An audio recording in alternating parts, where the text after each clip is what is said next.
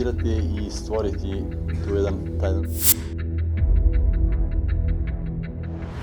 Gjykata kushtetuese e shpolli antikushtetues zgjedhjen e Nenad Rashiqit nën kryetari i kuvendit prej komunitetit serb. Kjo gjykatë, në njoftimin e datës 28 janar 2026, ka thënë se i takon shumicës apo numrit më të madh të deputetëve nga radhat e komuniteteve që gëzojnë legjitimitetin më të madh demokratik të propozojnë nën kryetarin. Për këtë standard, kushtetuesja ka thënë se është me rëndësi thelbësore për mbrojtjen kushtetuese të drejtave të komuniteteve që nuk janë shumicë. Kushtetuesja ka thënë se shumica e deputetëve nga radhat e komunitetit serb kanë shfrytzuar të drejtën e propozimit për nënkryetar të kuvendit. Për pasojë, gjykata thotë se zgjedhja e deputetit Nenad Rashiq në pozitën e nënkryetarit nuk ka ardhur si propozim nga shumica e deputetëve nga radhat e komunitetit serb. Kjo gjykatë shton se nuk ka pas refuzim për me shfrytzu këtë drejtë nga ana e shumicës së deputetëve nga radhët e këtij komuniteti.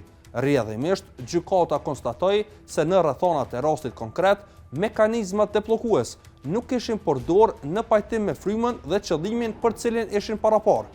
Ankesa në kushtetuese ishte dërguar nga lista serbe më 16 tetor 2025, pasi Nenad Rashiq ishte zgjedhur nënkryetari i kuvendit.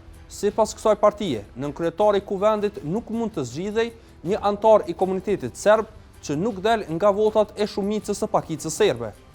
Lista serbe në legislaturën e 9 pati 9 deputet, kurse Rashiq është i vetmi nga Partia për Liri, Drejtësi dhe Mbijetesë. Njësoj edhe kësaj radhe, nga zgjedhjet e 28 dhjetorit 2025, sërisht është mbulosur që lista serbe të ketë 9 përfaqësues të saj në kuvend, kurse Rashiqi mbetet se i vetëm.